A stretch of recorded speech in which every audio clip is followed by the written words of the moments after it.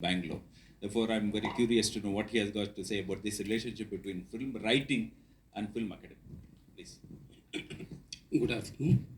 I must thank FIPRESCI President Mr. Joseph, Secretary Raghavendra, and certainly Biffes and Mr. Vidyashankar in particular.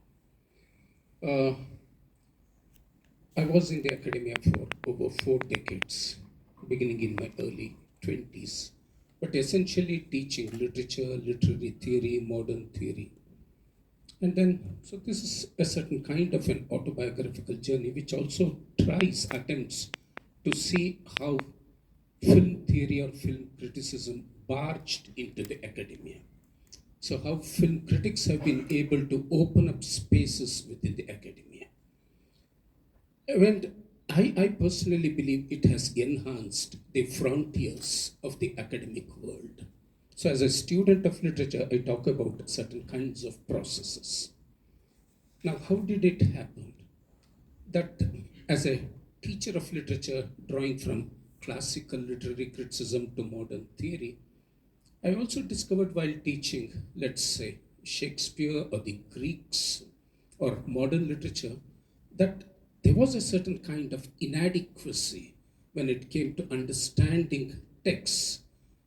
And because it was focused primarily through the meaning of the word, the historiography, which mattered essentially through the word, the written word.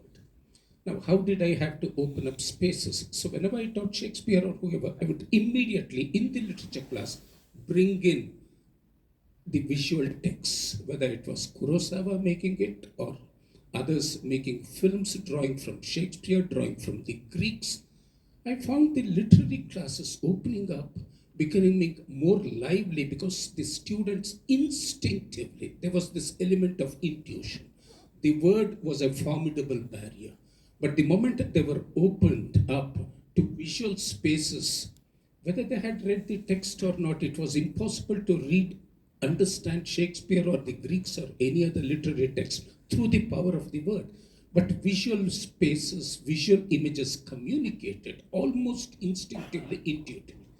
Now, this is where I personally believe that whether you call it film criticism or film theory, the experience of a visual image, as music happens to invade us in a very sophisticated manner, you may not be able to explain it, you may not be able to articulate it, but there is this felt experience which is beyond description, but certainly not beyond understanding.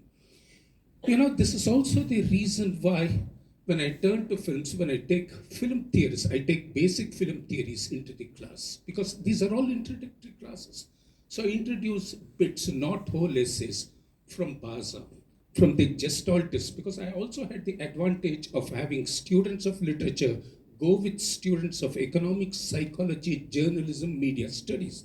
So I would ask them to read bits and pieces of film critics. From Baza, talking of realism, reality, what is realism, what is reality. The advantage was the students could contest what was written by these critics.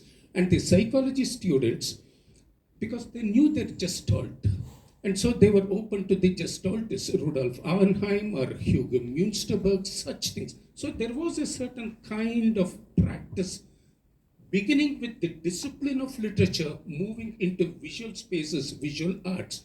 And this is where not just film critics, the visual culture, as I might put it tentatively, it opened up spaces for students of conventional disciplines. And those teachers were like teachers like us, who were open to the possibilities of experiences and interpretations, found cinema absolutely important, central.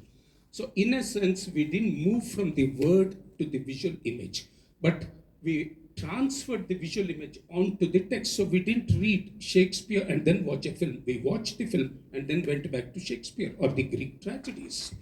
So this has been possible only because of the power of the visual image. So it's not as if, because we know that even in the America until the 60s, film studies was not part of the American universities. They came in much later.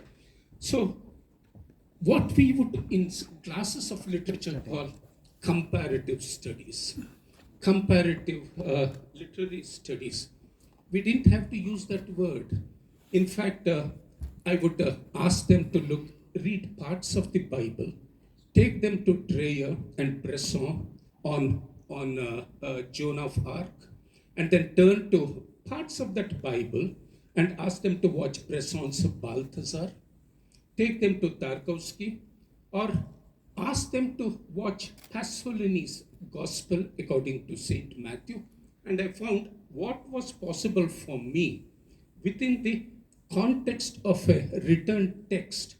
Now that was enhanced, in fact, unbelievably, incredibly enhanced when I approached them. So in the literature classes, I brought in visual text, and then I found that the resonances were much higher, much greater, much bigger. Now this is how I personally believe that spaces in the academia have been opened up by visual cultures. Third, which is what people like us are doing, Raghavendra, Vidyashankar. Now, we just don't borrow from Western theorists. It's not a matter of pasting, applying theory into the text, but to look at textual practices, textual processes, and see how deeply embedded. I'm talking of third world cinema. The expression is crude, but we'll use it for the sake of convenience. Indian cinema, there we are able to create a plurality of theories. So this is where it's possible to break the hegemony of Eurocentric Western theory. And it's possible through visual text, through actual analyses of visual text, to look at possibilities of opening up the world of theories.